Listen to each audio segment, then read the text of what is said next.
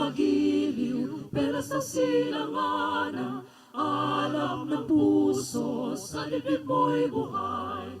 Lupang hinirang, duyan ka ng magiti, sa manlulupi, di ka pasisiil. Sa dagat at bundok, sa simoy at sa langit mong bughaw, manilag ang tula at awit sa paglayang minamahal. Ang islap ng watawat mo'y tagumpay na nagdidingding, ang bituin at araw ng kailan, pag may di magdidilim. Lupa ng araw na walang ating pagsinta, buhay langit sa piling mo. Ang ligaya ng pag may mga api, ang mamatay ng dahil sa'yo.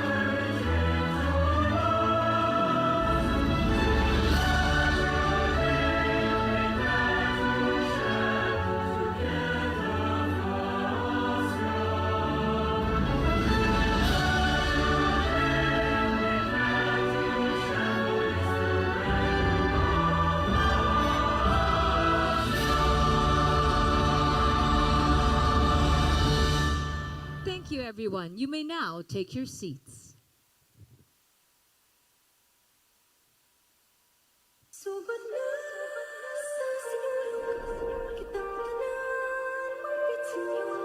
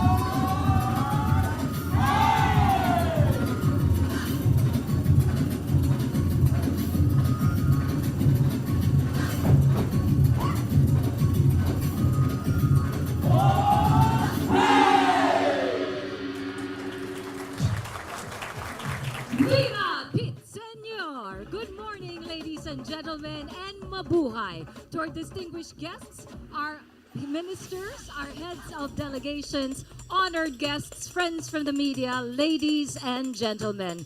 Welcome to the ASEAN Tourism Conference 2026. Let's give that a well-deserved round of applause, please. You just saw the Sinulog dance, as Cebu recently celebrated the Sinulog Festival just this January 2026. Now, of course, I hope you believe and accept that that is actually an energetic way for us to open today's conference. This conference is organized by the Philippines Department of Tourism and the Asian Development Bank. Let's give them a round of applause, please. It is also being held in conjunction with the ASEAN Tourism Forum 2026. Today, indeed, is a very important milestone as we launch the ASEAN Tourism Sectoral Plan 2026 to 2030. It is our shared roadmap towards a resilient, inclusive, and sustainable tourism future for Southeast Asia. And this conference aims to raise awareness of this new roadmap, stakeholders on its key focus areas to stimulate discussions about that, and strengthen confidence in tourism investment across ASEAN's 11 member countries. Now, to set the tone of the conference, I'd like to take you back to the greeting that I started with. It is mabuhay. In Filipino, it is a greeting that says live or to life. And it is very apt indeed, as everyone here knows, tourism is life. After all, it fuels our economies, creates jobs, and supports livelihoods across the nation. It provides opportunities for our people as well to advance. And isn't that something we all want for our countries? So with that said, allow me to introduce myself. My name is Isa Litton, and I am honored to be your host and moderator. To officially begin today's conference, may I invite on stage the Deputy Secretary General of the ASEAN Secretariat for his opening remarks. A round of applause for Deputy Secretary General Satvinder Singh.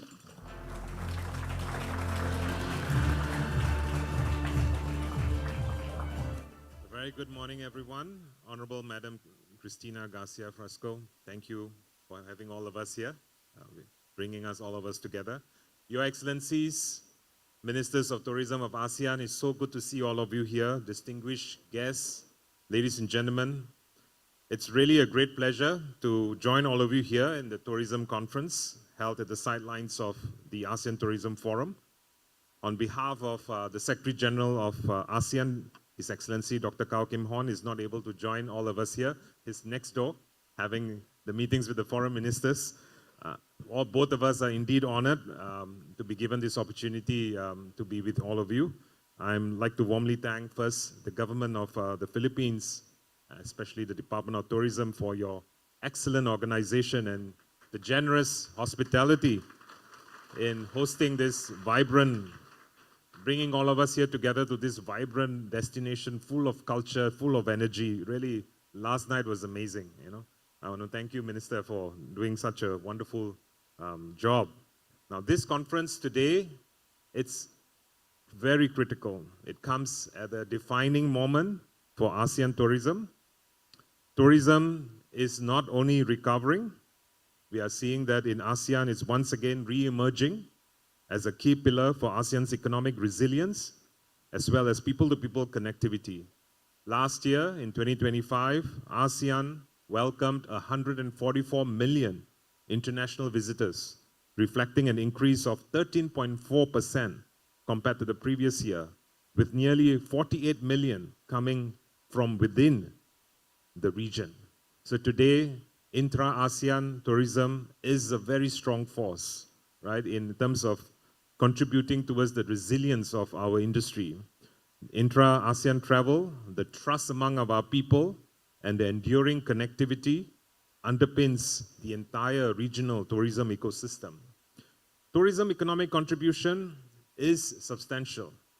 As Isa pointed out this morning, in 2024, the sector generated close to about $400 billion, almost contributing to 10%, close to 10% of our total GDP which today hovers around close to $4 trillion. More importantly, it contributes millions of jobs. Our count puts it at close to 42.5 million today.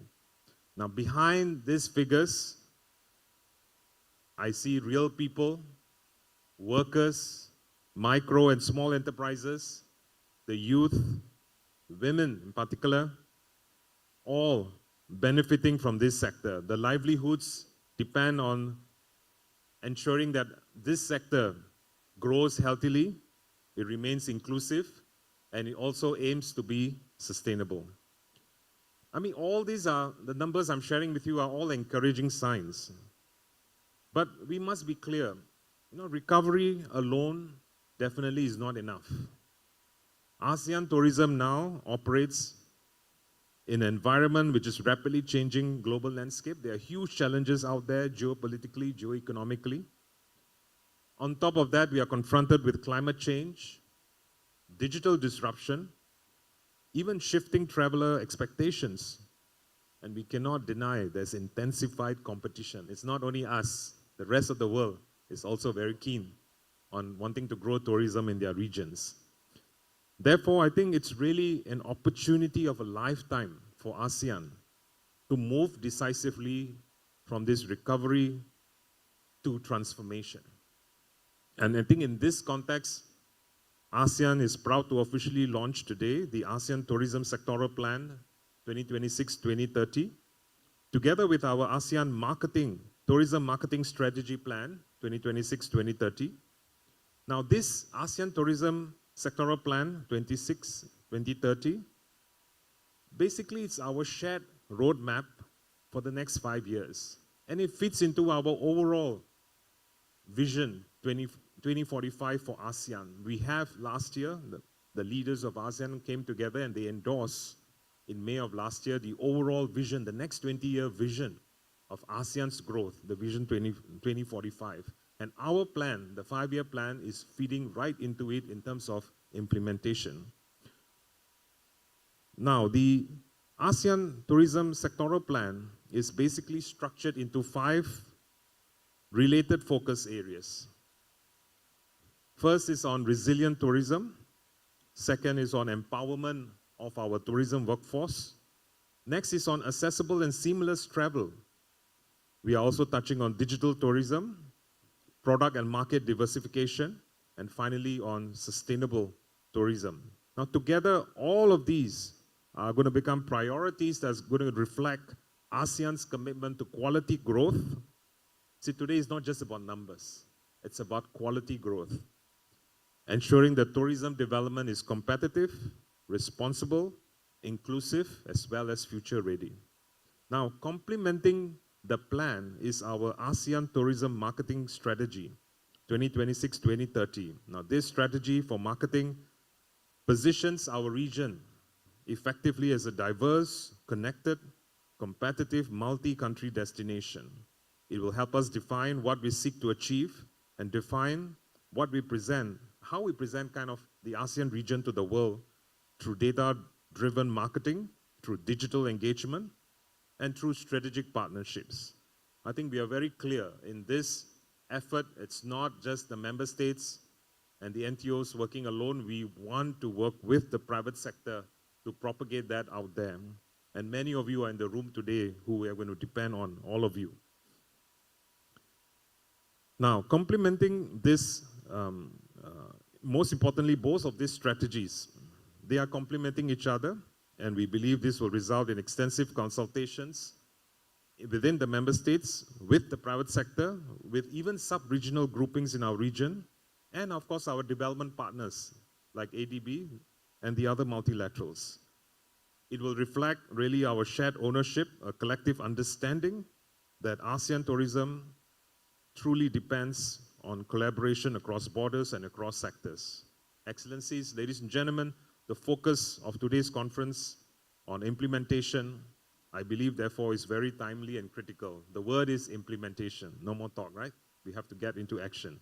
Now, the plans and the strategies matter, but the real value lies on how effectively is translated on the ground. Like I said earlier in my speech, it's an opportunity of a lifetime for us to really stand out from the rest of the world and from the numbers and the amount of what I call the competitive package of what ASEAN provides for to the rest of the world. I think we are in a very privileged situation to be able to take full advantage of this opportunity.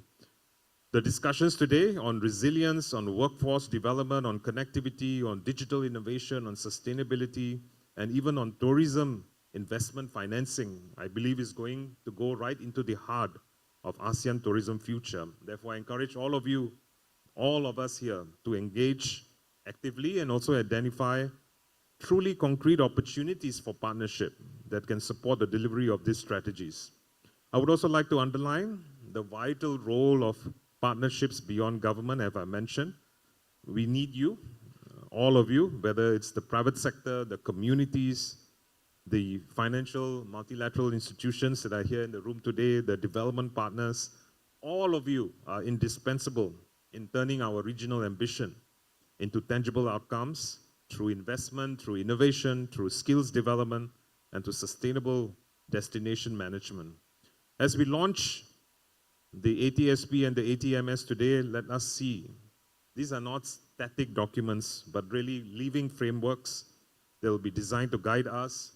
And along the time, we will be able to adapt to some of the changes globally that's happening, and also we'll be able to trigger and make it more effective so that we can all steer ASEAN tourism towards more effective, greater resilience, sustainability, and prosperity. In closing, let me just once again commend Philippines for your leadership in advancing the regional tourism cooperation. I'm confident today's discussions are going to generate very strong momentum that will extend beyond this forum. Wishing you all a very productive morning. Thank you, ladies and gentlemen. Thank you.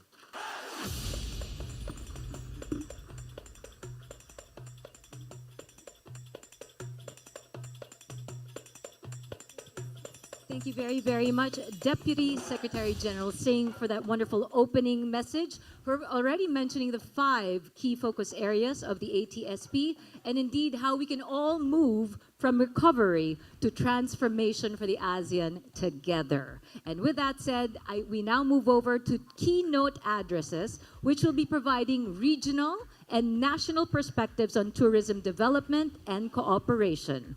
To begin, we have from the Asian Development Bank, the Vice President for East and Southeast Asia and the Pacific. A round of applause for VP Scott Morris.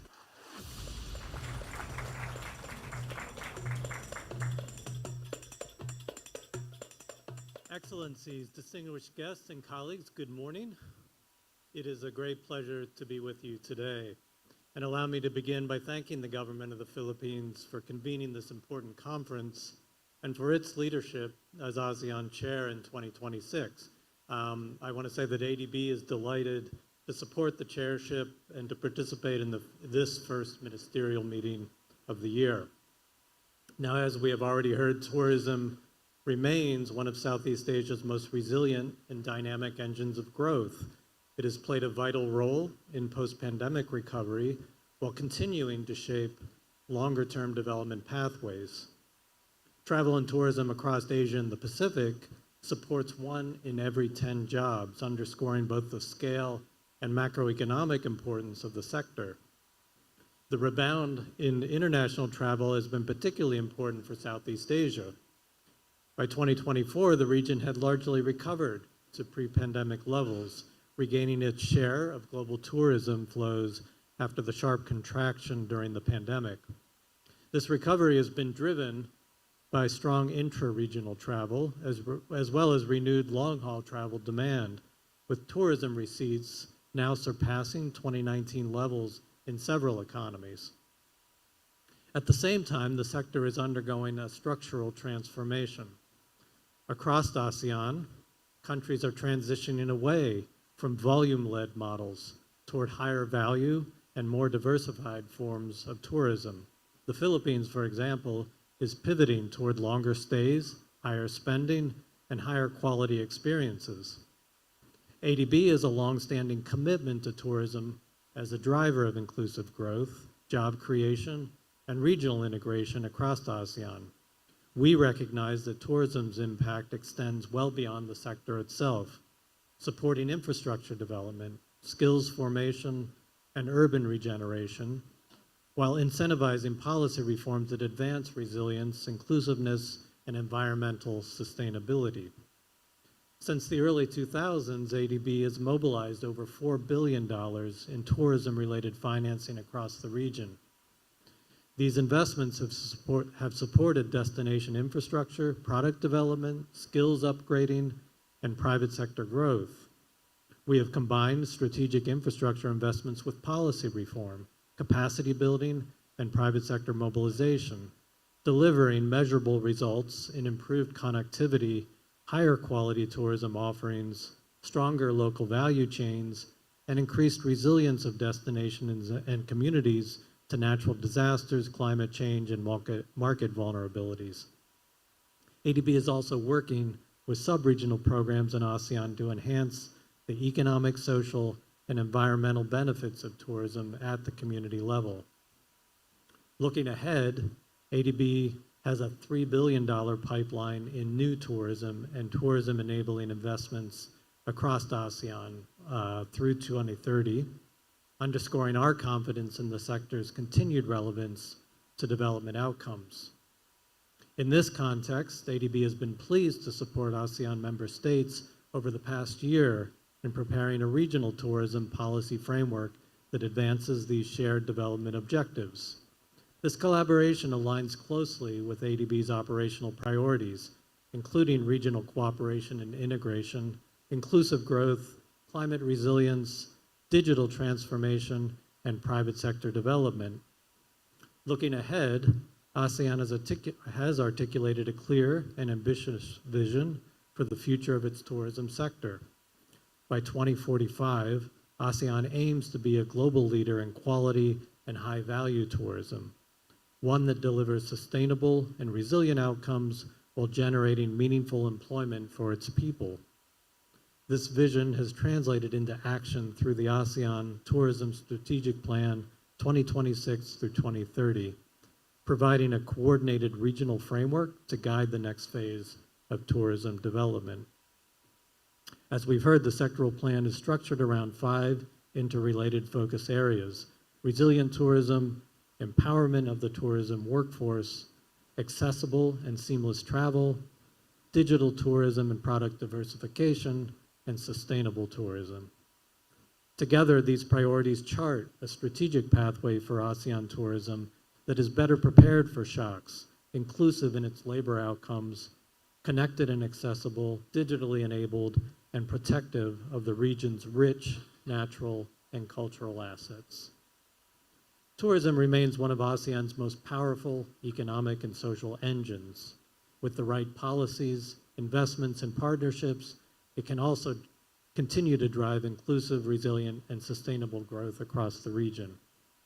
The ASEAN Tourism Sectoral Plan provides a strong foundation for ADB and ASEAN member countries to pursue an integrated and holistic approach to tourism, one that creates jobs, safeguards the environment, and strengthens economic resilience across the region. So ADB looks forward to continuing our close partnership with the ASEAN member countries through policy dialogue, financing, technical assistance, and knowledge solutions. We remain strongly committed to working with the ASEAN Secretariat, the private sector, and other stakeholders for sustainable growth and shared prosperity across ASEAN economies. Thank you very much. Thank you. Thank you very, very much for that, VP Scott. Thank you indeed. Indeed, ADB's valuable support and contributions in ASEAN's efforts or tourism efforts truly is valuable, and it will continue to do so. We will see it in action this afternoon as ADB will be actively participating in most, if not all, our panel discussions for today. And now, ladies and gentlemen, it is my honor to invite the Secretary of the Department of Tourism of the Republic of the Philippines to deliver her keynote address. A round of applause for Secretary Cristina Garcia Frasco.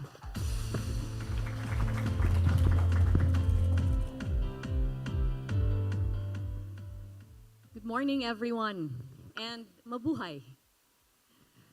My fellow ASEAN tourism ministers, heads of delegations, heads of national tourism organizations, representatives of international organizations, Deputy Secretary General Satvinder Singh, Mr. Scott Morris, Vice President for East and Southeast Asia and the Pacific of ADB, as well as the rest of the ADB team, delegates of the ASEAN Tourism Forum 2026, my fellow workers in the Philippine government, ladies and gentlemen,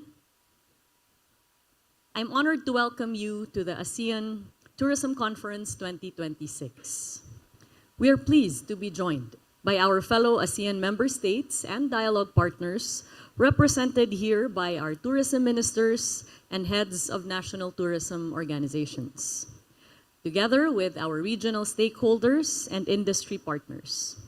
Your presence reflects the shared importance we place on tourism as a platform for cooperation, growth, and community well-being across our region.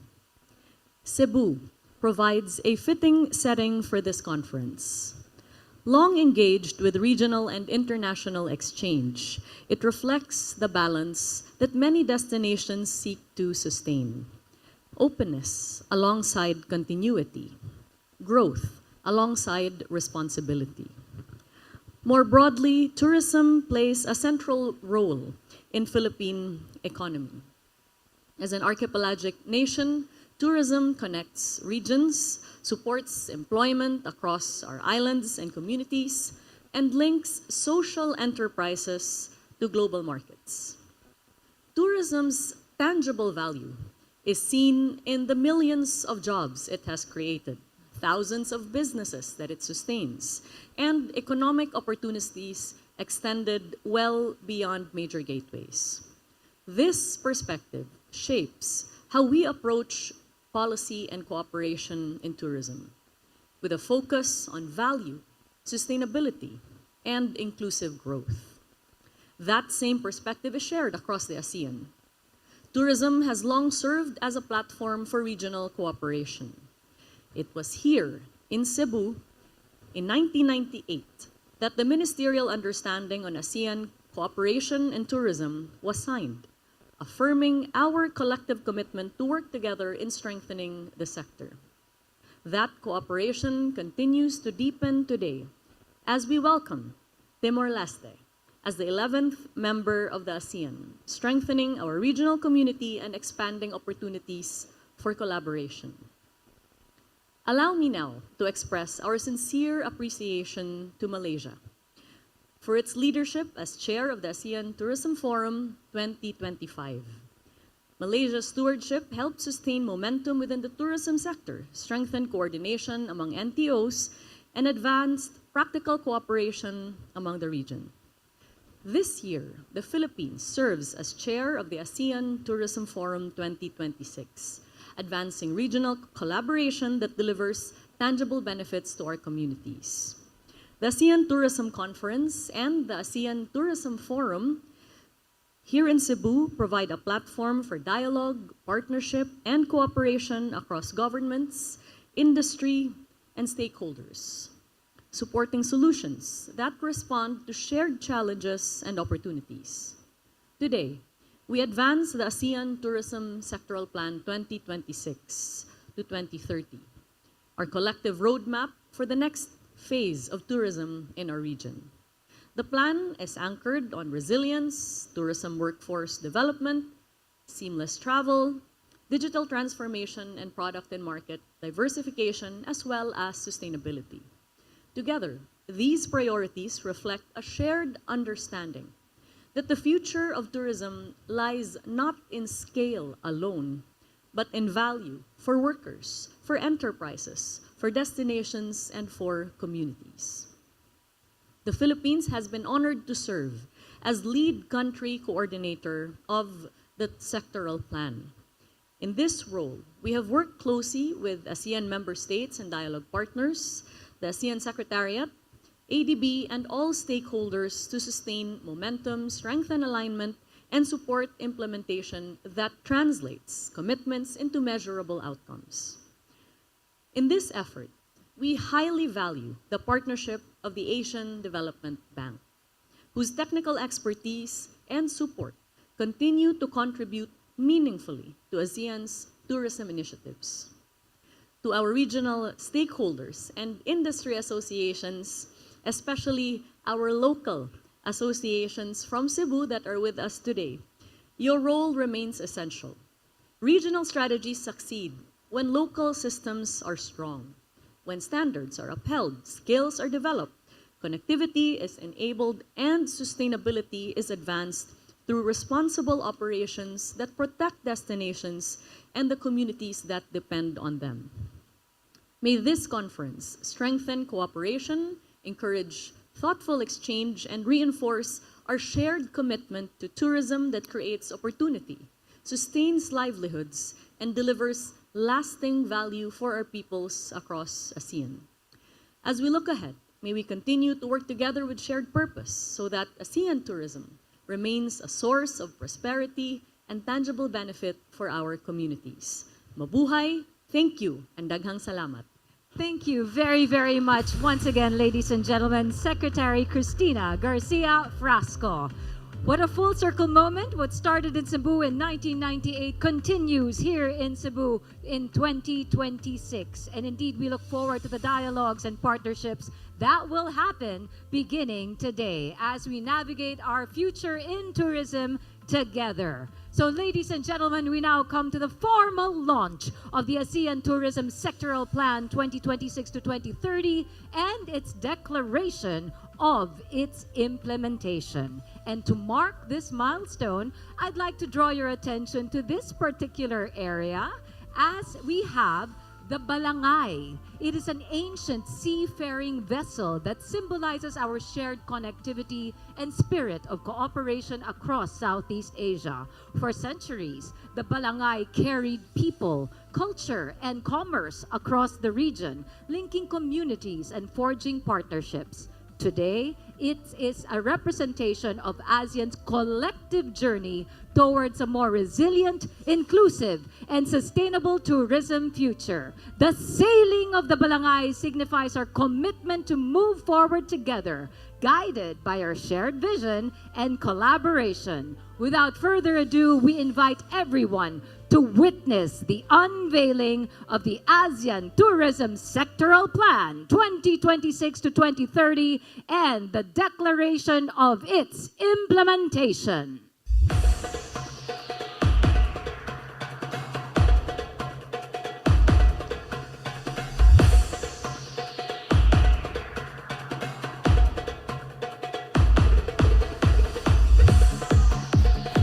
Give that a round of applause, please. And I would now like to invite our ministers on stage, our heads of delegation, together with ASEAN's Deputy Secretary General Singh and ADB's VP Scott. We will have the unfurling of the declaration on the implementation of the ASEAN Tourism Sectoral Plan 2026 to 2030. In summary, allow me to read, the declaration reaffirms our country's united commitment to the full implementation of the ASEAN Tourism Sectoral Plan 2026 to 2030, guiding the region towards a future of sustainable, inclusive, resilient, and digitally empowered tourism for the benefit of all its people. Underscoring the shared resolve of ASEAN member states to strengthen cooperation and mobilize strategic investments to ensure the realization of the plan's vision and objectives. Ministers, may we all unfurl our documents and please smile for the cameras.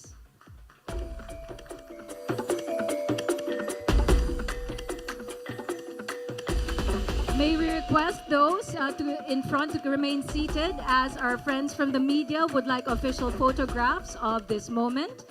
Everyone kindly take your seats. The official documentation is happening back with the tripods. Thank you for your cooperation.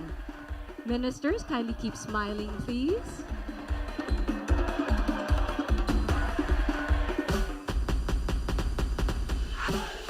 And with that, thank you very much, ministers. You may now return to your seats. Everyone, we just witnessed the launch of the ASEAN Tourism Sectoral Plan 2026 to 2030. Once again, this is our shared commitment by all member states.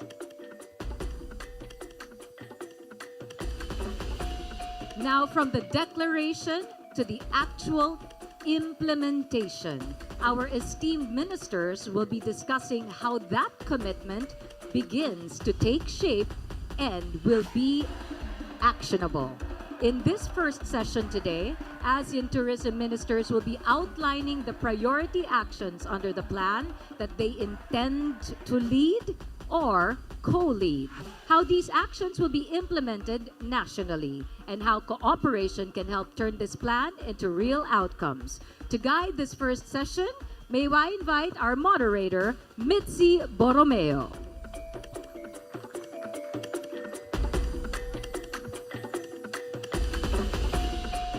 Thank you very much, Isa, and congratulations to all of you, to our ministers, for making this commitment to mark this historic day today. It is such a privilege and honor to be with all of you, to moderate this session and to learn from all of you. I look forward to a very enlightening session. So as we heard this morning from Mr. Satvinder Singh, recovery alone is not enough. Speaking of recovery, we all know what we went through during the COVID-19 pandemic. Remember that before the pandemic in 2020, tourism accounted for over 12% of ASEAN's GDP and provided 42 million jobs. So just setting the scene here, reminding you of some figures also to give us a backdrop of our discussions. We know that COVID-19 then brought an unprecedented shock. International arrivals fell by over 80% and revenues dropped by 75%. And today, recovery is underway. According to UN Tourism, international tourist arrivals in the region grew 2.1%, reaching over 124 million in 2025, and receipts rose almost 6% to over 138 billion US dollars. So the region is shifting. We have gone through a lot since then, from tourism measured by volume to tourism defined by quality. That's sustainable, inclusive, resilient, and grounded in our shared natural and cultural heritage. So the ASEAN Tourism Sectoral Plan, which was just launched 2026 to 2030, gives us the framework, as we heard. So the challenge now is delivery. How will we make this happen? And that's what we will discuss today. So today's dialogue is about moving beyond mandates toward practical coordination, aligning policy, financing, and private sector action to make ASEAN a truly connected, high-quality destination. So that is a lot to unpack. So we'll be dividing our ministerial session into two batches because we have many ministers with us today. Let me call first 6 ministers to start with our first batch of discussions. As I call your name, please take your seats here on stage. So I'll move over here. So let's start with Brunei Darussalam. May I call forward His Excellency Dato Dr. Abdul Manaf Metusin, Minister of Primary Resources and Tourism. Thank you, sir, for being here. We also have from Cambodia, His Excellency Huot Hak, Minister of Tourism. Also joining us in this session is from Indonesia, Her Excellency Madam Widianti Putri Wardhana, Minister of Tourism. From Laos People's Democratic Republic, we have Her Excellency Swan Savan Vignaket, Minister of Culture and Tourism. And from the Philippines, of course, we have Secretary of Tourism Maria Esperanza Cristina Garcia Frasco. And wrapping up this panel today, we have from Malaysia, His Excellency Dato Sri Tiong King Sing, Minister of Tourism, Arts and Culture. So do we have one more chip? We have everyone here? Okay. Good morning, everyone. Thank you, Your Excellencies. Thank you all for being here. So since everybody's probably wondering how we are all going to collaborate, I will ask one question to all of you. I'd like to hear your answers. Let me go around the panel. I'll begin with priorities. So having just launched the ATSP, we'd like to know about the national priorities. So let me ask you, which of the activities of ATSP would you like to lead or co-lead, and how do you plan to implement the ATSP in your national economies? And also, if you have any thoughts on seeking support from dialogue partners and other stakeholders. So let's begin with Brunei Darussalam, His Excellency Datu Dr. Abdul Manaf Metusin. If you could kindly answer that question. Thank you very much, moderator. Assalamualaikum warahmatullahi wabarakatuh, and a very good morning. First of all, Brunei Darussalam extend its sincere appreciation to the host country, the Philippines, and also the Asian Development Bank for organizing this timely and important conference. I think Brunei Darussalam recognized the relevance and strategic direction of the ASEAN Tourism Sectoral Plan 2026 to 2030, particularly its emphasis on sustainability, digitalization, accessibility, and quality tourism. We view the ATSP as practical implementation, practical and forward-looking framework that support national implementation while strengthening regional cooperation, capacity building, and knowledge sharing across ASEAN. Several key focus areas of the ATSP align closely with Brunei Darussalam's tourism opportunity priorities, notably sustainable tourism, resilient, digital transformation, workforce empowerment, and seamless travel. Together, these priorities support our national objective to developing a high-quality, conservation-led, and future-ready tourism. For Brunei Darussalam, our tourism positioning centers on nature, culture, and adventure.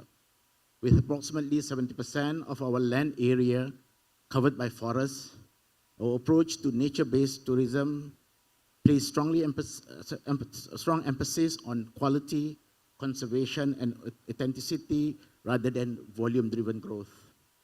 While we share Borneo's rich rainforest ecosystem, our differentiation lies in how tourism is carefully managed, curated, and aligned with our national conservation policies and priorities. This is reflected through our focus on low-impact, high-value experiences within protected rainforest reserve and national parks, including guided canopy walks, river-based exploration, wildlife observation, and also education interpretation.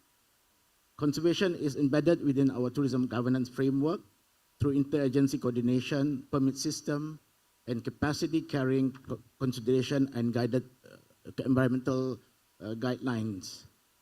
Local communities also play an integral role through community-based guiding, homestay, small-scale tourism enterprise, ensuring that revenues support local livelihoods while fostering stewardship in natural resources. In parallel, Brunei Darussalam is strengthening quality assurance through internationally recognized sustainability framework, including exploring certification and accreditation pathways for selected nature-based destinations. Turning to implementation of ATSP, Brunei Darussalam adopts a supportive and collaborative approach, focusing on areas where we can add value while aligning with our national priorities and policies. At the national level, efforts continue to enhance air, land, and sea connectivity, alongside improvement in travel facilitation, infrastructure, service quality, and interagency coordination to support our more seamless and efficient travel. At the regional level, Brunei Darussalam sees value in contributing to the review and evaluation of ASEAN's tourism standards to ensure that they remain relevant, responsive to market needs, and aligned with sustainability objectives. This includes supporting assessments of existing standards, identifying gaps, updating frameworks where necessary, and strengthening implementation through capacity building of national tourism organizations and other similar local organizations.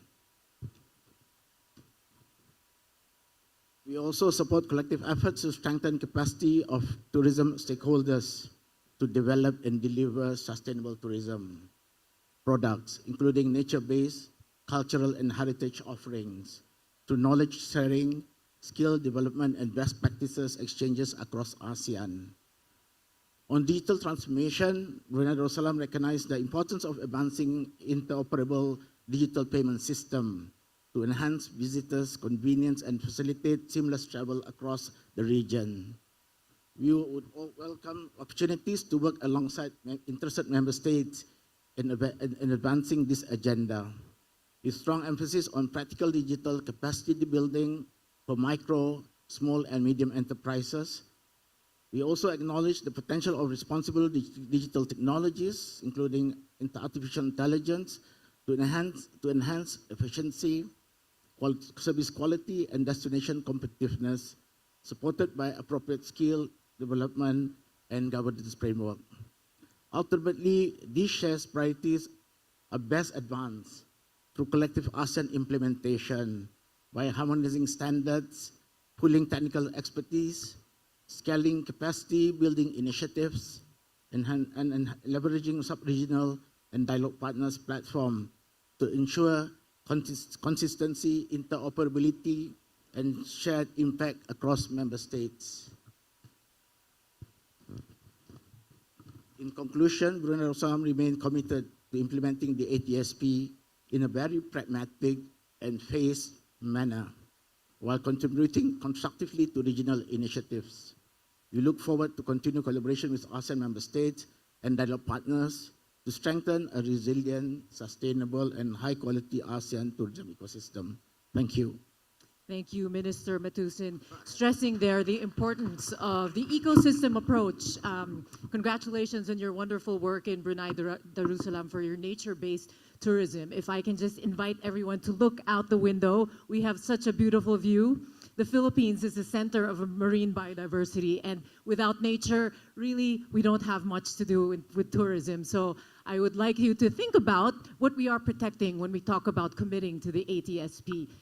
Underneath the waters around Cebu, we have some of the most beautiful marine life, and all around the ASEAN, we have so much beauty to protect. And just as our minister over here has talked about nature-based tourism, this is something that we can all definitely aspire to and learn from around the region. Thank you, Minister. Now, if I could move over to His Excellency Huot Hak from Cambodia for your answer.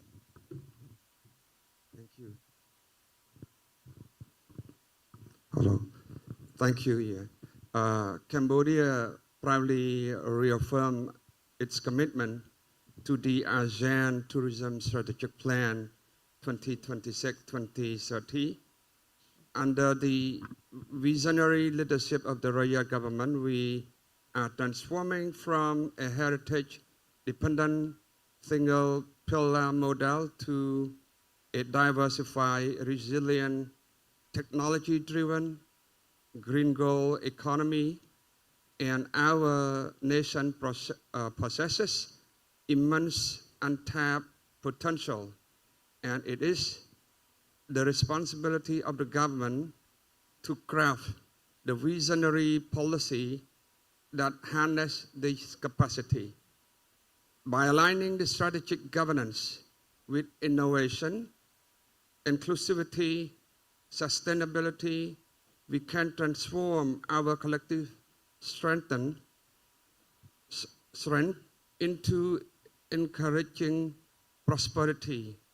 And an ideal policy framework must not only address immediate challenges, but also anticipate future opportunity, ensuring that every citizen contribute to and benefit from the progress we achieve. In addition, our national mandate, Visit Cambodia, Kingdom of Wonder, Beyond Angkor, serve as the primary vehicle for the regional transformation. I come up with the four guidelines, and one is strategic pillar policy, integration, economic modernization. Guided by the Pentagonal Strategy Phase 1, Cambodia is accelerating the modernization of its tourism governance to harmonize with ASEAN regional integration goals. Our geographical diversification and thematic poles, we are systematically expanding our tourism footprint beyond the cultural circle of Siem Reap. Our 2030 priority is the development of coastal zone, which is the ASEAN Riviera, and the northeast of ecotourism pole, ensuring a balanced distribution of economic benefit. Infrastructure, connectivity, the operationalization of the Tekcho International Airport in Phnom Penh, Siem Reap International Airport and Previ Sihanoukville International Airport, and Darasako International Airport in Koh Kong. So a strategic gateway for long-haul markets, operationalizing the ASEAN goal seamless regional accessibility. Digital sovereignty and innovation. Through Tourism Technology Roadmap 2030, we are deploying big data analytics and AI-driven destination management system to enhance smart visitors' journey and improve regional data sharing protocols.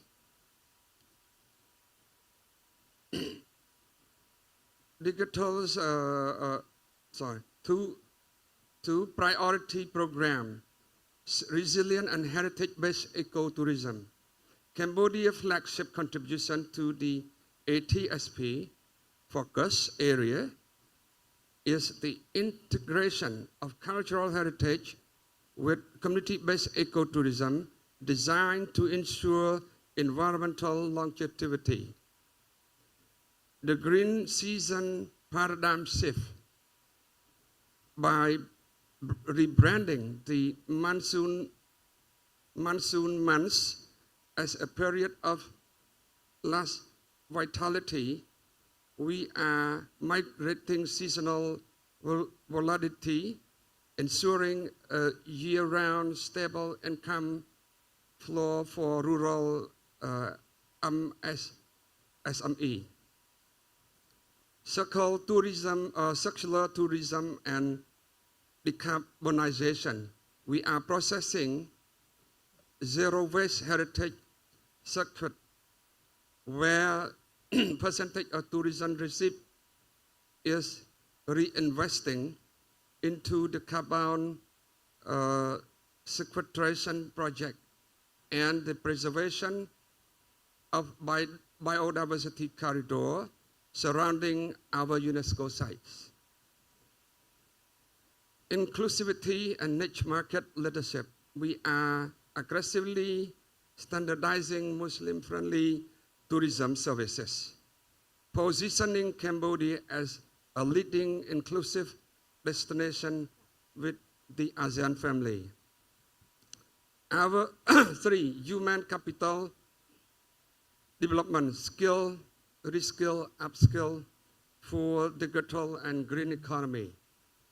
To support the ATSP focus on our labor mobility, Cambodia is committed to certifying 50,000 tourism professionals under ASEAN MRA by 2027. Our curriculum has been overhauled to prioritize twin transition, skill, digital literacy, and sustainable hospitality management. 4, regional investment and stakeholder synergy. Cambodia invites regional partners to capitalize our green investment incentive. We are offering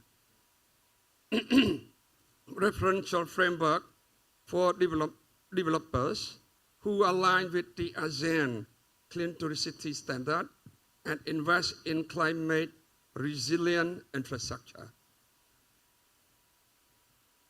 last but not least, the success of ASEAN region is not solitary pursuit. It is our collective victory. Cambodia stand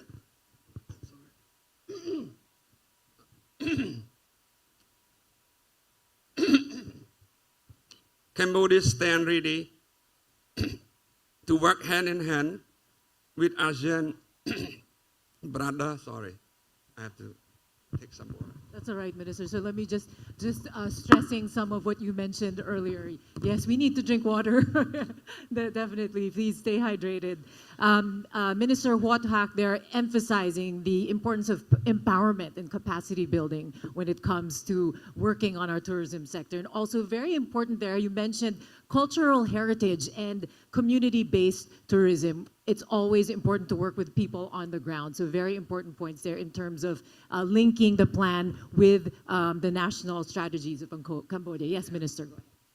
Cambodia stand ready to work hand in hand with our ASEAN brothers and sisters to build a legacy of environmentally sustainable and socially responsible tourism.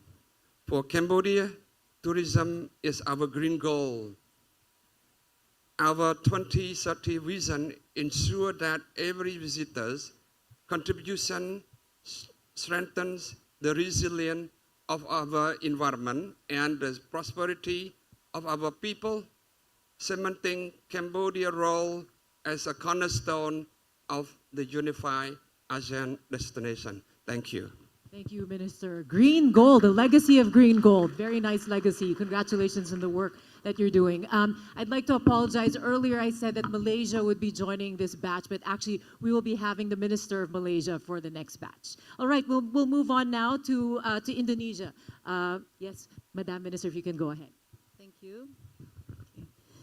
Well, Indonesia highly appreciates the formulation of ATSP 2026 to 2030 with focuses on 5 factors, critical areas. One is resilient tourism, empowerment of tourism workforce, accessible and seamless travel, digital tourism, product and market diversification, and sustainable tourism. These focus areas align well with the Indonesian national priorities and ongoing flagship programs of the Ministry of Tourism, while remaining flexible to the interest of all ASEAN member states. For instance, in the focus area 4, digital tourism, product and market diversification, Indonesia has kickstarted the adoption of artificial intelligence in our tourism marketing approach. Our Indonesia.travel is now equipped with AI-based travel planner and digital companion, Maya, meticulous artificial intelligence of Indonesia, to make trip planning more seamless, personalized, and accessible. We believe the digitalization will remain key in driving ASEAN competitiveness and strengthening our marketing efforts to position Southeast Asia as a global destination. Another focus area that is important is sustainable tourism. Indonesia continues to promote our tourism village development through certification programs and capacity building initiatives that encourage communities to adopt sustainable practices. This will also enable them to strengthen their products, diversify markets, and generate direct benefits for local communities, which align well with ASEAN's shared vision on the creation of high-quality tourism that contributes tangible benefits to local communities. We also believe in enabling more mutual collaboration with our ASEAN dialogue partners, private sectors, and also international organizations to successfully implement ASEAN Tourism Sectoral Plan. Through this effort, we are confident that it would not only foster our friendship, but also strengthen ASEAN's leadership and elevate our role in shaping the future of global tourism. Thank you very much. Thank you very much, Minister Wardhana, stressing there the importance of digital tourism, a very important part of transformation towards our ambitious and vision for more quality tourism. We'll move on now to Laos, People's Democratic Republic, with Madame Vignaquet. Please share your insights and answers.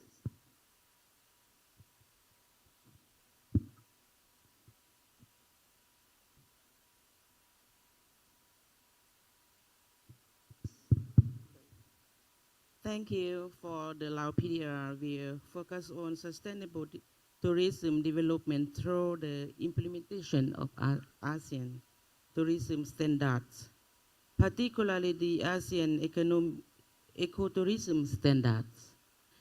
Given its a strong potential, Lao PDR aims to further develop and position itself as a leading ecotourism destination.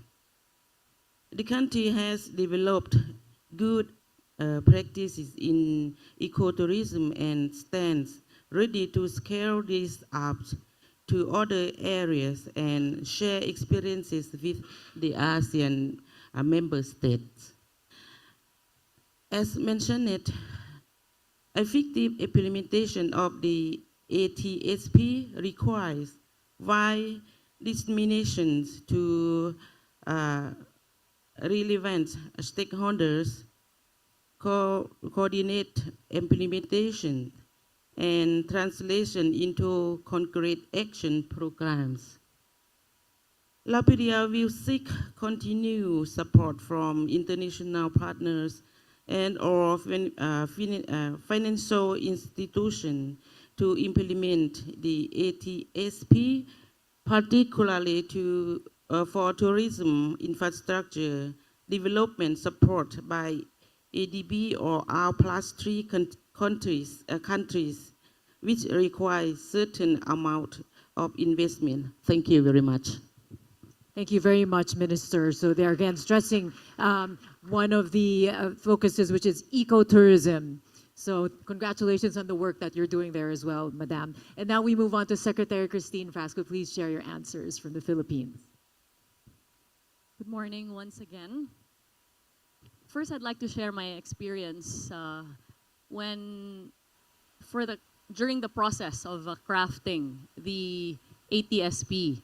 With the Philippines as lead country coordinator, surveys were conducted with the help of ADB and the ASEAN Secretariat to really get to the heart of the matter of tourism development in the region, to understand the priorities of the ASEAN member states.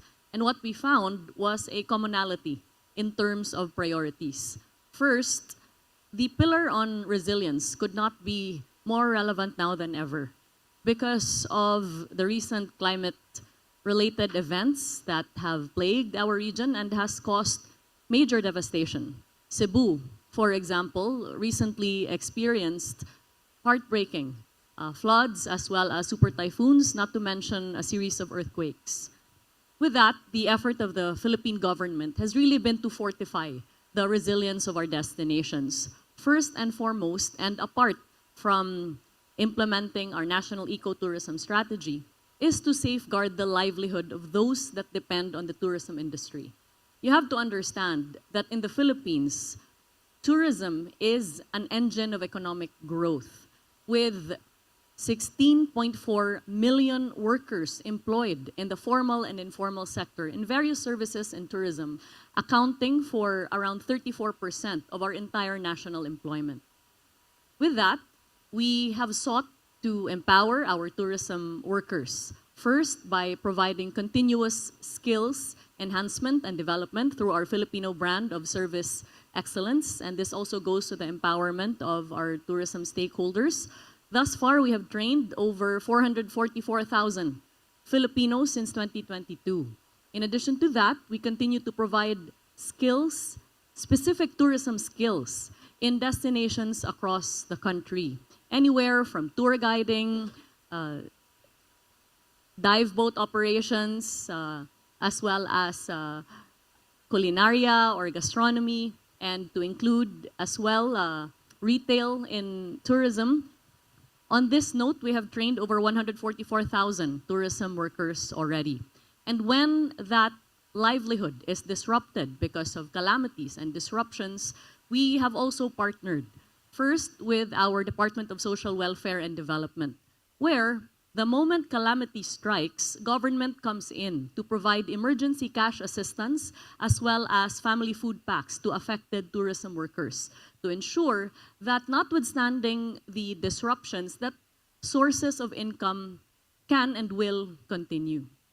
On another note, one of the greatest challenges that the Philippines faces is the fact that it is almost entirely dependent on air travel as far as access to the country. It's a 99.9% dependency considering the archipelagic nature of our nation. And therefore, we are advocating that there should be accessible and seamless travel. And on that note, we have been proponents of visa liberalization. Very recently, our president, through the Department of Foreign Affairs, declared that India is now visa-free coming into the Philippines, as well as China and Taiwan. And we have also recently launched, by way of a presidential executive order, a digital nomad visa for the Philippines. We also seek to work with our fellow member ASEAN nations in terms of improving regional transport within the ASEAN region, knowing that we can support each other as far as tourism flows if we focus on routes development.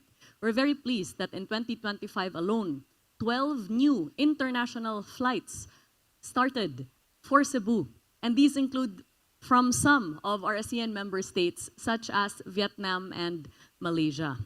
In terms of digitalization, we find that the introduction of digitalization across our tourism hemisphere is of absolute importance, which is why we have worked very closely with the private sector to ink partnerships to introduce that as far as fortifying the businesses of our traditional tourism stakeholders. We've inked partnerships, for example, with Klook, Visa, MasterCard, and very soon with Agoda to ensure continuous promotion and accessibility for tourism while providing opportunities for our tourism stakeholders to improve in terms of finance and digitalization in their businesses. We recognize as well that there is a need to ensure diversification. One of the lessons that we have learned from the pandemic is that a high dependency on one particular market or one particular tourism product can be devastating when there are upheavals that happen in any of these aspects. And therefore, the Philippines has been quite aggressive, first in terms of diversifying its tourism product. It is a well-known fact that the Philippines is home to some of the best beaches and diving in the world. Not very far from here, you can swim with the whale sharks or sardines, 1 million of them in one go, and many other experiences. And yet, it is increasingly clear that if we do not provide other opportunities for our tourists and do not unburden our destinations with over-tourism, then it can lead to threats to the sustainability of these destinations, which is why we launched the Philippine Experience Program. The Philippine Experience Program seeks to provide emerging destinations with opportunities to present other aspects of their tourism value chain. Not just the natural landscape, but also our heritage, our culture, our traditions, the indigenous people's traditions that pervade our country, as well as our very delicious gastronomy, which I hope you've all enjoyed since your stay here. Also, with this diversification, we have found that there is much higher spending now compared to a few years ago as far as tourists coming into the country. It is based on data that the average tourist that comes into the Philippines spends around 2,073 US dollars, one of the highest in the region. And this tourist stays up to 11 nights in the country. And this therefore translates to more income and more opportunities for tourism stakeholders to earn. Finally, as far as sustainability is concerned, this pervades the heart and soul of tourism development in the country, for it is the very principle that dictates all of our priority programs under the National Tourism Development Plan. And so whether it is fortifying tourism infrastructure and our accommodation sector by revising our national accommodation standards to specifically include green and sustainable criteria before you can be star rated, or by providing solar energy, for example, in the many tourist-stressed areas that we have built across the Philippines, or providing capital funding to our local government units that propose sustainable, inclusive, and resilient tourism. By and by, we are trying to inject this, not just the theory of sustainable tourism, but sustainable tourism as a way of life in our communities. And so we're very eager to work with our fellow ASEAN member nations to ensure that the ASEAN Tourism Strategic Plan comes into fruition and provides added benefits to the lives of the people in our communities. Thank you very much. Thank you very much. Thank you very much, Secretary Frasco, for comprehensively outlining all the work that you've done to achieve this very ambitious goal. And as you said, Cebu was brought down to its knees recently with all the different devastating disasters. And we're still recovering a lot from that. And congratulations on the excellent work you've done to coordinate everything for the ASEAN and for the Philippines for serving as country coordinator for the ASEAN. And that wraps up our first batch. Let's give our ministers a round of applause, please. We have learned so much from you. Thank you for your insights. We may now return to your seats as we move on to the second batch. So for our second batch of the ministerial session, I will call our ministers and may I ask you to please take your seats here on stage as I call your names. We have from Malaysia, His Excellency Dato Sri Tiong King Sing, Minister of Tourism, Arts and Culture. And we have from Singapore, His Excellency Mr. Alvin Tan, Minister of State, Ministry of Trade and Industry. We also have joining us here from Thailand, Ms. Natria Tiwivong, Permanent Secretary of the Ministry of Tourism and Sports. And from Timor-Leste, we have His Excellency Mr. Filipos Nino Pereira, Minister of Commerce and Industry. And joining us from Vietnam, we have His Excellency Mr. Ho Na Phong, Vice Minister of the Ministry of Culture, Sports, and Tourism. All right, so we'll just wait for all our ministers to make it on stage. Thank you very much, ministers, for being here today. And thank you again for your wonderful work and commitments towards our vision. Okay, so we will begin with the same question. And if we have time, we'll try to move on to one more. So as we asked our ministers earlier, may I ask each of you to share which of the activities of the ATSP you would like to lead or co-lead, and how do you plan to implement this ATSP in your national economies? And if you'd also have any thoughts perhaps on seeking support from dialogue partners and other stakeholders. We'll begin with Malaysia. Minister? Thank you, Missy. Excellency, ladies and gentlemen, good morning. Malaysia fully support the ATSP 2026 to 2030. It gives ASEAN a clear direction to strengthen tourism and prepare for the future. Malaysia is ready to work with all member states to turn this plan into action. The ATSP aligns closely with our national tourism policy, especially sustainable tourism. Tourism must be responsible. It must protect our environment and our culture, and it must bring a real benefit to local community. For us, sustainable is not just important, but it is a must. Malaysia will actively contribute to ATSP initiative on sustainable destination, green tourism standard, and community-based tourism. These are areas where ASEAN can grow together and set strong regional standards. To boost the regional tourism ecosystem, ASEAN should focus on 4 areas. First, should share knowledge and experience through platforms like ASEAN Tourism Resort Management and Development Network. Second, must join and cross-border project, example just like Malaysia, Thailand, ASEAN Safe Drive Tourism Project, and the ASEAN Heritage Train. Third, improve data and monitoring to help us make better policy and better decision for the future. Fourth, stronger engagement with the private sector. Business are the key driver of investment and innovation. Closer collaboration among ASEAN tourism players and benefit the entire region. The success of the ATSP depends on strong partnership and ASEAN unity by improving connectivity infrastructure and promoting ASEAN as one integrated destination.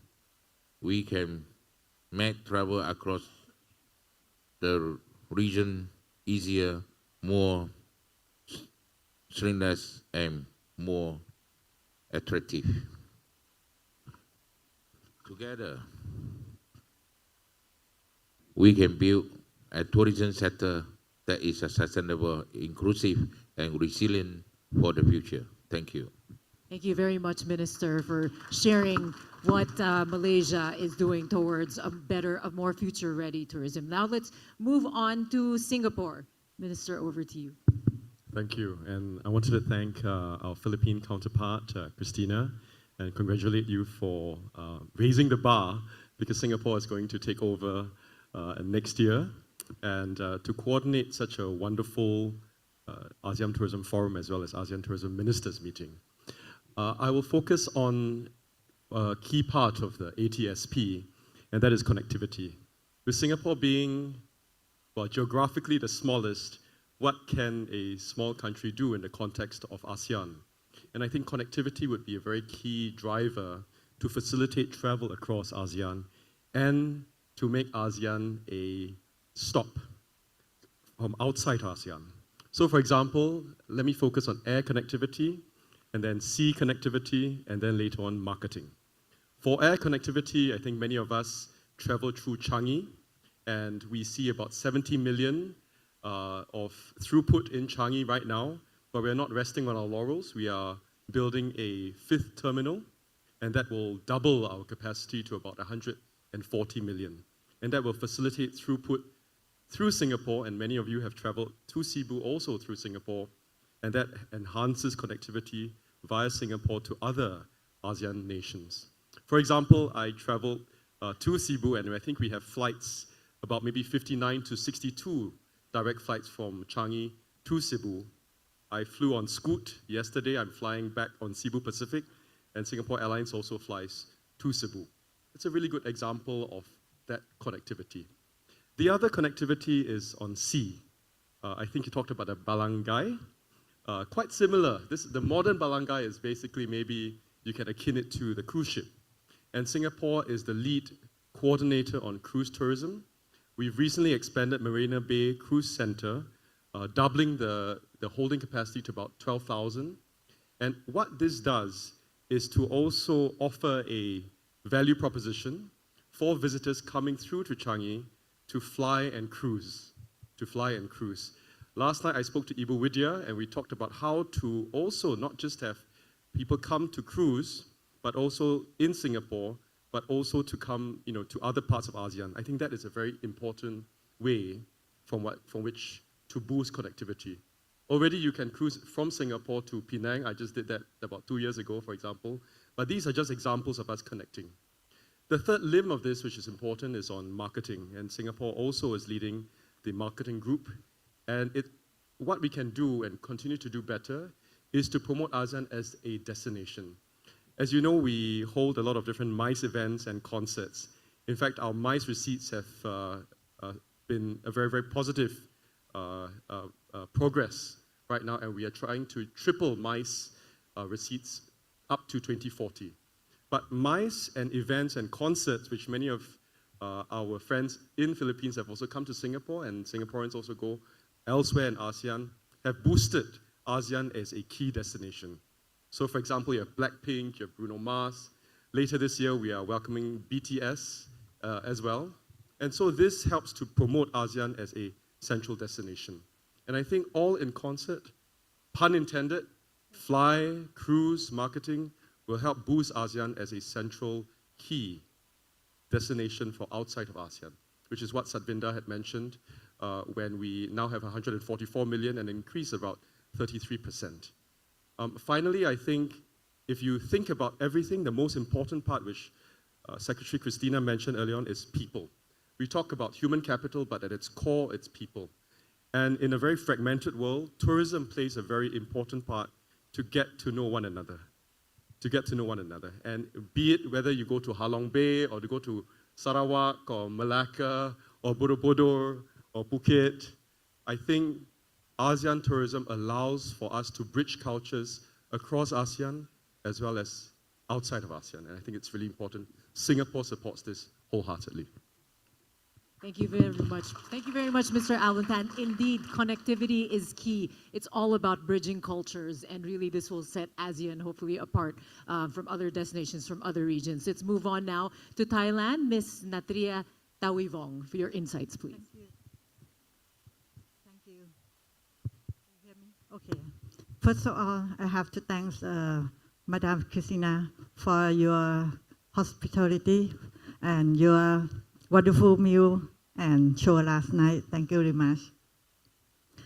First of all, I like to focus that tourism now is not only the economic engine, but for us, it also create happiness, connect people to people, and exchange value, experience, culture, tradition, and exchange the wonderful experience together. For the ASEAN, I think diversify is the greatest strength for ASEAN. So, however, this diversity is now face modern challenges from the climate change and the rapid rise of digital technology. The new ATSP is our collective opportunity to turn this challenge into strength. For Thailand, our tourism strategies align perfectly with the two key focus areas of the plan. First focus is sustainable tourism. Because sustainability is now is the heart of development of the all dimensions for all countries. In Thailand, tourism contributes about 15% of our GDP. But to remain this, we must adapt. We are now shifting our strategic direction under the theme, value is the new volume. This marks an essential move toward quality tourism, focusing on ESG principles and fair income distribution rather than just counting heads. To turn this vision into the reality, we are implementing the Thailand Tourism Green Plan 2030. The national framework translates global sustainability standards into practical steps.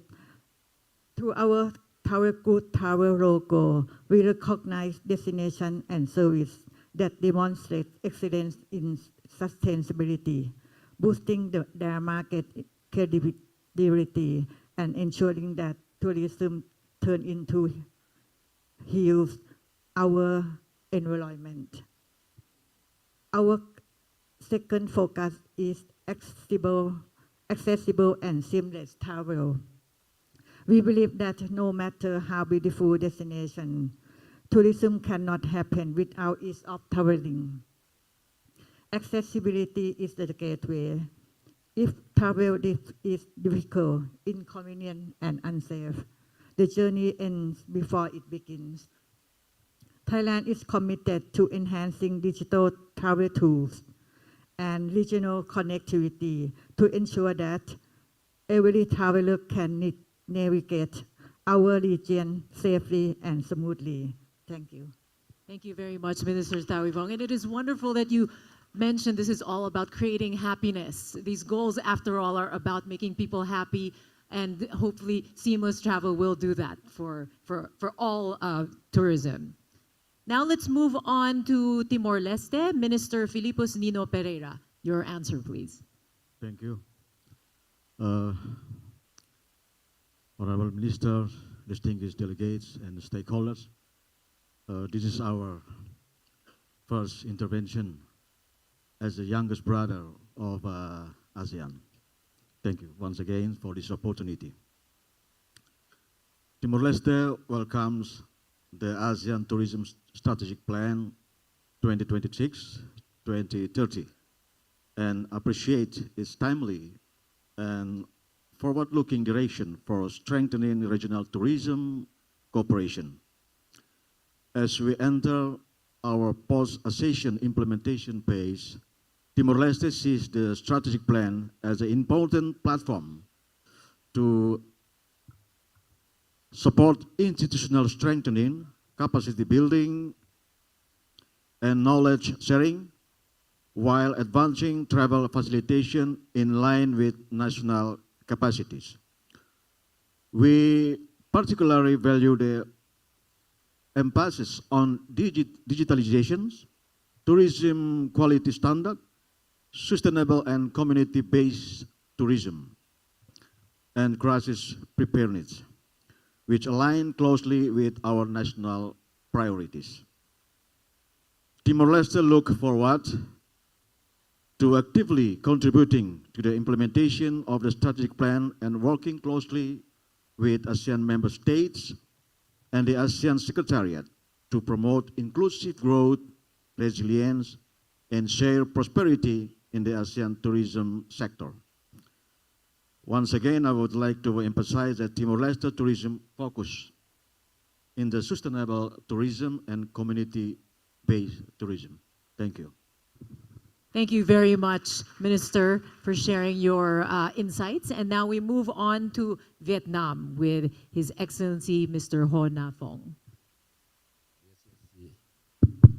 Ladies and gentlemen, my name is Ho An Phong, Deputy Minister, Culture, Sports, Press and Tourism of Vietnam. I would like to speak in Vietnamese, okay? Thank you. Thưa quý vị, năm 2025, Việt Nam chúng tôi, du lịch Việt Nam chúng tôi tiếp tục đà tăng trưởng rất mạnh mẽ và tăng trưởng 22% so với năm 2024.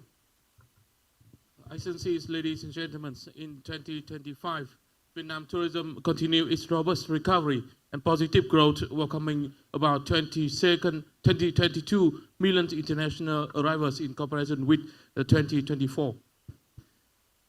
Năm 2025 thì kinh tế Việt Nam tiếp tục tăng trưởng rất cao, đạt trên 8%. In 2024, the Vietnam economy is reaching the very high growth rate of 8%. Việt Nam từ một cái đất nước ra khỏi chiến tranh cũng nghèo đói, nay đã vươn lên và GDP bình quân đầu người đã đạt mức trung bình khá của thế giới. Vietnam is returning from the war and becoming a very rather wealthy country in comparison with the past. Kim ngạch xuất khẩu năm 2025 đạt 930 tỷ USD. The export turnover in 2025 is reaching 930 billion US dollars. Việt Nam chúng tôi đang tiến hành cải cách rất toàn diện và sâu rộng để bước vào một cái kỷ nguyên mới hướng đến giàu có và thịnh vượng. Vietnam is carrying out strategic and comprehensive reforms with the wishes to turn our country into the new era of development, the national advancement era. Theo đánh giá của Tổ chức Du lịch Liên Hợp Quốc ASEAN Tourism, thì năm 2025, Việt Nam và Nhật Bản là hai nước có tốc độ tăng trưởng du lịch cao nhất thế giới. According to the evaluation of UN tourism in 2025, Vietnam and Japan is among two countries with the highest growth rate of tourism development in the world. Nhật Bản thì năm 2025 đã chi ra hàng nhiều tỷ đô la để tổ chức cái Expo Osaka. Còn Việt Nam chúng tôi thì có cách riêng của mình. In 2025, Japan expended about billions of dollars for organizing Expo 2025 in Osaka, but Vietnam has its own ways of marketing. Chúng tôi chuyển từ tư duy phục hồi sang tư duy tăng trưởng mạnh mẽ. We turn our mindset from recovery to growth. Chuyển từ tư duy về số lượng sang chất lượng và hiệu quả bền vững. And from numbers to quality development, from extensive to intensive development. Chúng tôi lấy văn hóa làm nền tảng. Du lịch là đôi cánh để đưa văn hóa đến gần với du khách. Và du lịch là nhịp cầu để đưa khách đến gần với các giá trị di sản của Việt Nam. And we consider culture as the foundation of our country and the tourism as the wings, as a bridge to bring the tourists to our culture, to understand about culture and our country. Bởi vì văn hóa không có cao thấp, văn hóa là có sự khác biệt.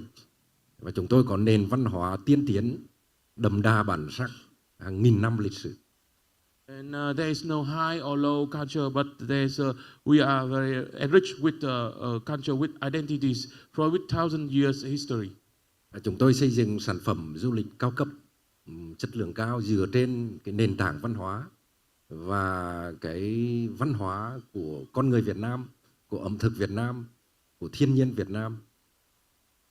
And we set up and establish the high-end tourist products based on our cultural identities, especially the peoples, the gastronomies. Chúng tôi đang đẩy mạnh rất mạnh mẽ để phát triển hạ tầng và xây dựng các cái điểm đến mới, hấp dẫn và khác biệt. We are also in the process of developing our infrastructure for tourists and promoting the new destination to attract the tourists. Chúng tôi đẩy mạnh chuyển đổi số và phát triển du lịch theo phương thức B2C. And we are also focusing on digital transformation and focusing our model on B2C. Chúng tôi đưa mục tiêu của du lịch của ASEAN, ATSP vào các cái cam kết quốc tế trong khu vực, đưa vào mục tiêu tăng trưởng của đất nước. And we are aiming at putting and listing the commitments in ASEAN in general and ASEAN Tourism Forum in particular into our policies and national development strategies. Chúng tôi có ý thức giữ gìn cái đoàn kết ASEAN để cùng nhau hợp tác, cùng phát triển. And we are thinking and we are looking forward to enhancing the solidarities between ASEAN member states for developments. Từ kinh nghiệm của Việt Nam thì chúng tôi có đề xuất nên nhìn nhận ASEAN không chỉ là cái sự liên kết giữa các điểm đến, mà xây dựng ASEAN trở thành một cái hệ sinh thái của du lịch. And based on our experience, we would like to propose that we not only promote ASEAN as the linkage of destination, but also building ASEAN as the ecosystem of tourism development. Chúng tôi học hỏi cách làm của các nước ASEAN và chọn cho mình một cái cách đi mới, cũng vừa tương đồng vừa khác biệt, hấp dẫn. And we learn from ASEAN countries in the way of tourism development, but we promote and develop our own ways of development of tourism, in which we have our own and our identities. Chúng tôi học cách làm du lịch biển của Bali, học cách làm du lịch sinh thái của Chiang Mai, học cách làm thị trường của Singapore. And we learn the way how we do the cruise tourism in Bali, we learned the way of culture-based or nature-based tourism in Chiang Mai, Thailand. We learned the way how to do the marketing in Singapore. But we have our own and identity ways for tourism development. Chúng tôi cũng học tập được cách làm du lịch cộng đồng của Philippines, của Campuchia, của các nước, của Lào, của các nước ở trong khu vực của chúng ta. And we also learn from Philippines, Cambodia and Laos in terms of community-based tourism. Quá trình B2C hoặc là B2B thì chúng tôi có liên kết hợp chào bán các sản phẩm lữ hành của chuỗi liên kết các thị trường ở trong khu vực của chúng ta. And in the process of developing the B2C or B2B models of tourism development, we combine with the products and services from other countries in the region. Chúng tôi đa dạng hóa được các thị trường, không phụ thuộc vào một vài nước như trước đây. And we diversify our tourism markets and not only dependence on several markets like in the past. Thị trường trọng điểm của chúng tôi là Trung Quốc, Nhật Bản, Hàn Quốc, Đông Bắc Á nói chung là dẫn đầu. And our source market in Asia is Japan, China and Korea. Thị trường của châu Âu, Bắc Mỹ và thị trường Úc, New Zealand. And also Europe, North America, Australia, New Zealand. Chúng tôi đã tháo gỡ điểm nghẽn của du lịch bị ảnh hưởng của cái chiến tranh xung đột ở Ukraine. And we are also trying the best to remove and deal with the bottlenecks in the market linked with the wars in Europe. Dòng khách từ Nga và Ấn Độ trở lại Việt Nam tăng trưởng 150%. And the number of tourists from Russia and India to Vietnam increased by 150%. Hầu hết các thị trường khách khi đến Việt Nam đều có liên kết để đi kết hợp một vài nước ở Đông Nam Á. And most of the tourists coming from foreign countries to Vietnam also choose to link their tours to other destinations in Southeast Asia. Vì vậy, sáng kiến của chúng tôi là làm sao để Đông Nam Á chúng ta trở thành một cái chuỗi hệ sinh thái, không chỉ là liên kết điểm đến mà xây dựng một hệ sinh thái với sự hấp dẫn và khác biệt. And that's why we would like to propose and enhance our initiative of connecting ASEAN not only as the linkage of destination but also the ecosystem of tourism development. Thank you so much.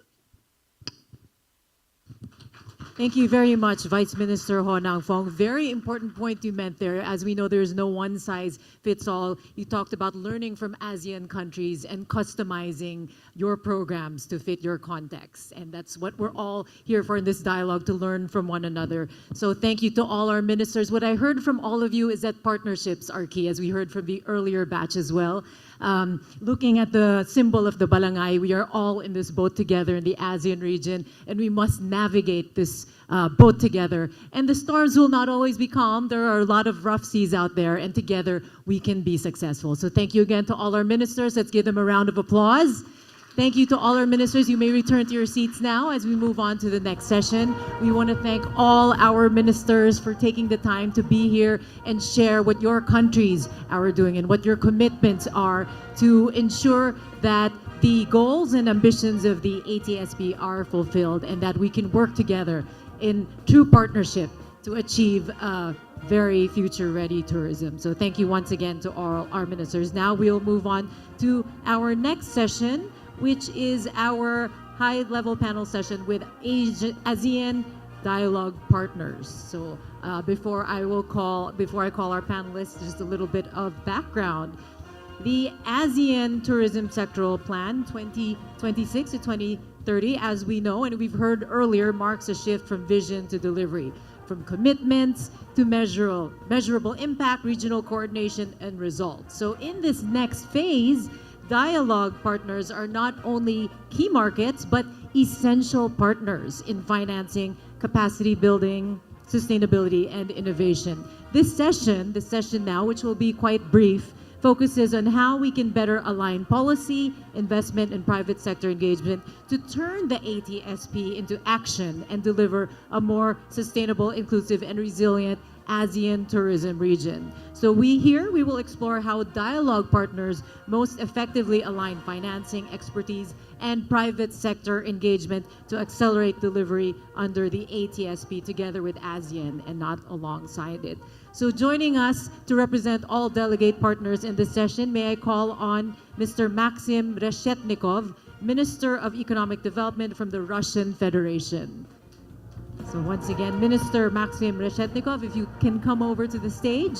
He represents our other delegate partners, People's Republic of China, Japan, and Korea, to discuss how we can support this plan. Welcome, Minister. Thank you for being here. Thank you for representing all delegate partners. Let me start by getting your thoughts. You've heard what the ministers have said, their commitments to the different focus areas of the plan. How will the new ASEAN Tourism Sectoral Plan be supported by partners? And in particular, which sectors or which focus areas align with Russia's priorities? Thank you so much. First of all, I would like to thank Department of Tourism of Philippines and Cristina Garcia-Frasco and personally for excellent organization and warm hospitality. This year seems to become a special one. Under the Philippines presidency, we celebrate the 35th anniversary of relationship between Russia and ASEAN. It's remarkable that tomorrow during ASEAN plus Russia Tourism Ministers meeting, we will adopt the new joint work plan until 2030. And the document includes strengthening cooperation in such areas as digitalization, marketing, security, skills, and B2B connections. All these initiatives are aligned with the ASEAN Tourism Sector Plan, in particular with priority in chasing resilient and sustainable tourism. The mutual tourist flow between Russia and ASEAN countries have reached 3 million trips, and Russia will continue to improve travel conditions between our countries with a primary focus on visa facilitation and the expansion of air connectivity. Particularly active negotiations are underway with Malaysia and Vietnam in this regard. In addition, Russia is a global leader in e-governance and the implementation of smart city management systems. And we are ready to provide assistance in implementing this solution across ASEAN countries. We have also accumulated extensive experience in supporting the construction of both large-scale investment tourist projects and eco-friendly projects such as modular hotels, for instance. We stand ready to share in this experience. And for country interested in attraction a large influx of Russian tourists, we have numerous educational programs available in addition to the well-known ASEAN Tour Guide Training Project. We stand ready to provide assistance with the organization of this training. And I'd like to take this chance to invite our esteemed ASEAN partners and dialogue partners to join us in Moscow in June for Russian premier international tourism events, the Let's Travel Forum and exhibitions. Thank you. Thank you very much, Minister. Well, Russia is a long-standing ASEAN dialogue partner spanning 35 years. So a lot of initiatives have happened. Can you perhaps give us an example? You talked about some of these programs and initiatives like eco-friendly projects, educational programs. Could you talk about one successful example, maybe that others in the ASEAN can learn from, something that has really worked? In the line ASEAN, we have completed the training project that aims to prepare tour guides that and as a known, more than 50 representatives from ASEAN countries have reached the training program, and that project we realized 5 years.